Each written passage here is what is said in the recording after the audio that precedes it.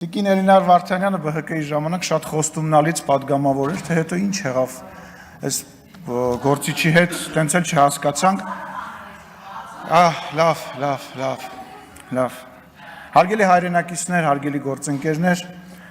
նախ մի քանի արձանագրում պետք անել։ Հայաստանի Հանրապետությունում որևիցե մեկը, որևիցե տեղ եկեղեցու հետ որևիցե խնդիր չունի։ Հավատքի հետ ոչ որևիցե խնդիր չունի։ Եվ այս խոսակցությունը վերաբերվում է հենց այն ամենակարևոր բանի առողջացմանը, որի մասին տարիներով, տասնամյակներով բոլորը խոսել են եւ բոլորը այս խնդիրների մասին խոսել են։ Եվ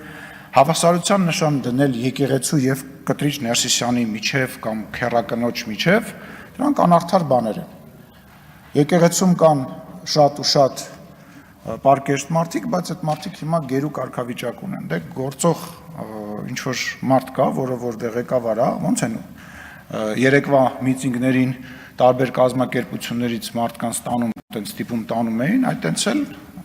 շատ մարդիկ ստիպված պաշտոնի կարգավիճակի բերումով գնում են եւ ներկայացնում են դա որպես եկեղեցու դեմ պայքար։ Եկեղեցու դեմ որևիցե մեկը չի պայքարում, հայ առաքելական Սուրբ եկեղեցին, մեր բոլորի եկեղեցին եւ դրա մեջ կասկած չկա։ Բայց այն մարդիկ, ովքեր որ առատավորում են, պետք է հեռանան եւ ես վստահ եմ, որ իրենք հեռանալու են։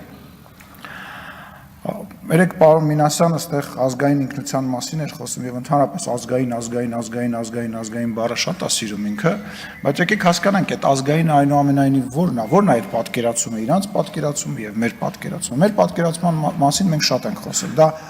ազատ անկախ Հայաստանի Հանրապետությունն է, իրական Հայաստանի Հանրապետությունն է, որով մենք անկախացել ենք եւ որով որ մենք ապրում ենք։ Պարոն Մինասյանի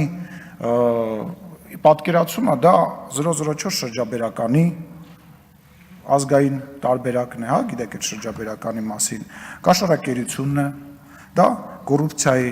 եւ ֆեոդալական համակարգի երկիրն է, որտեղ կա ֆեոդալ, որը փող է ծախսում, երկիչ երկչույները փող են ստանում հարսանիքների ժամանակ, հələ մի քիչ էլ ավել են տալիս, հա, մնացածը ինչ որ միջոցառումներ են կազմակերպում, այն մյուսը աշխատանք ունի այդ ֆեոդալի հաշվին եւ այդ ֆեոդալական տենց պուճու ֆեոդալիկների հավաքածու է, որը տենց իր մեծությամբ տենց որ երկիր է։ Այդ է արժեքային եւ բան համակարգը, իսկ իդեալի մեջ այդ ամբողջը համապարփակ, տենց ինչ որ պարփակված է մի մեծ ավելի հետաքրքիր պետական միավորի մեջ, մի հատ մեծ ինչ որ դաշնության մեջ եւ այլն։ Եվ հետաքրքիրը գիտեք որն է եկեղեցու խոսակցության մեջ, որ եկեղեցու կողքը կանգնած հայտարարած մարդիկ հիմնականում կաթոլիկ են եւ կաթոլիկ եկեղեցու ներկայացուցիչներ են, այսինքն իրանք այնքան են կանգնած, որ այլ եկեղեցու ներկայացուցիչներ են եւ դրա մասին որևիցե մեկը չգիտես թե ինչու չի խոսում, բայց միևնույն ժամանակ այդ նույն անձնավորությունները, որոնք որ խոսում էին խմբակների մասին, որոնք հոխորտում էին Հայաստանի Հանրապետության հասցեին, հələ մի հատ պատկերացրեք, որ այն երկրում, որտեղ որ իրանք փող են աշխատում եւ բնակվում են, օրինակ Ռուսաստանի Դաշնությունում, կես բերան մի հատ ասեին այն խմբակը, որ այսօր ղեկավարում է Ռ տառը, ասեին ինչ կլիներ իրանց հետ։ Ինչ կլիներ իրանց հետ։ Չէ, քանի վարքյան կտևեր, բայց Հայաստանում կարելի է ասել, չէ՞։ Հայաստանում դե ժողովրդավարություն է, Հայաստանում ինչ ուզում ես ասում ես, կարելի է ասել։ Հետո կգան կհավաքվեն դատարանի մոտ եւ այլն։ Պարոն Գեգամ Մանուկյանը բանակից էր խոսում, պարոն Գեգամ Մանուկյանին եւ մեր գործընկերներին, որոնք Ռոբերտ Քոչարյանի եւ Սերժ Սարգսյանի հետ որևիցե կապ ունեն, առաջարկում են բանակ բառը լսելիս ձև անել, որ իրանք դահլիճում չեն։ 2000-ից 2002 թվականին ես ծառայել եմ Հայաստանի Հանրապետության բանակում, այն ժամանակ Ռոբերտ Քոչարյանը հանրապետության նախագահն էր, Սերժ Սարգսյանը պաշտպանության նախարարն էր, Սերան Օհանյանը առաջին բանակային կորպուսի հրամանատարն էր։ Այսինքն մի հատ ընդհանուր բուկետ էր sense մի հատ լավ։ Ես կարող եմ ժամերով պատմել, թե ինչ էր կատարվում մեր բանակում։ Ինչպես էին մի հատ սրիկա ոչնչություն կար, որ կանգնում էր ճաշարանի դռան առջև եւ ռետինե բանով, մահակով 18 տարեկան երեխաներին, ովքեր որ մտնում էին հաց ուտելու, հարվածում էր։ Ուղղակի էր հարվածում։ Ուղղակի հարվածում էր։ Ուղղակի երեխեք եկել էին հաց ուտելու։ Մի հատ ուրիշ ոչնչություն գիշերը որս էր կազմակերպում։ Զորամասը եւ քաղաքը բաժանում էր պուճուրիկ մի տարածք եւ գիշերը որոշ զինվորներ փորձում էին գնային քաղաք, հոկտեմբերյան քաղաք, ուշադրություն, ուտելիք հայթայթելու։ Պատկերացնում եք, ուտելիք հայթայթելու ամենայն պատասխանատվությամբ։ Իսկ այդ սրիկան դուրս էր գալի որսի, մի հատ այնց ջիպ մեքենա ուներ ու բռնում էր երեխաներին եւ ծեծելով բերում էր։ Իր համար դա զբաղմունք էր, ինքը իր բանը չէր կատարում։ Ինչ էին կերակրում, ինչ էին հագնում։ Այդ շորը, որ հագնում էինք, հանելուց հետո շորը տպված էր վրեքս։ Շորը վրեքներս տպված էր։ Այդ նаш բաները։ Իսկ խմելու ջրի մասին,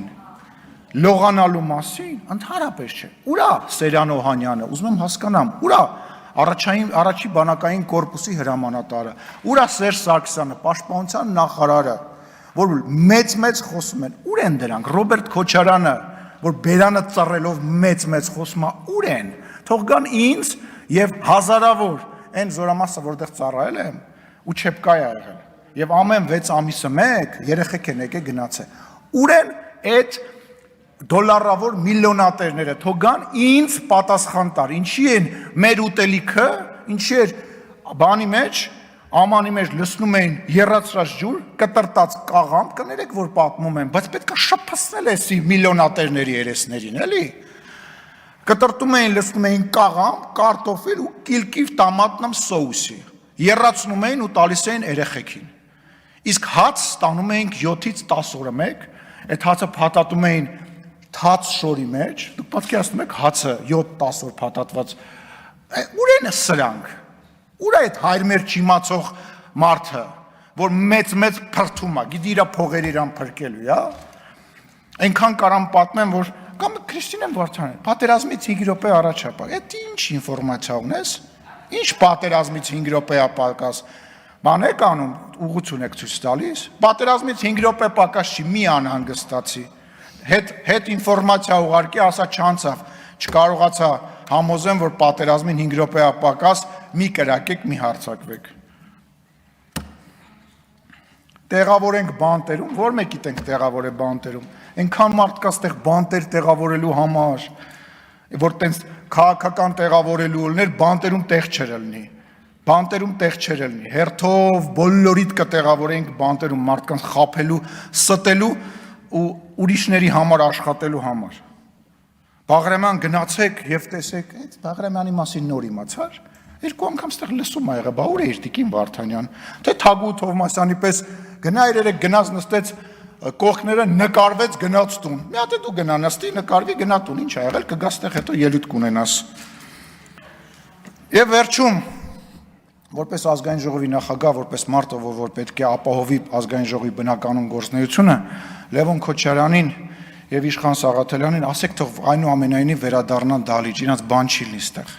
Վերջի տարբերակով կանանցով կպաշտպանեք, էլի։ Թող վերադառնան, ամոթա նիստերը ավարտվում են։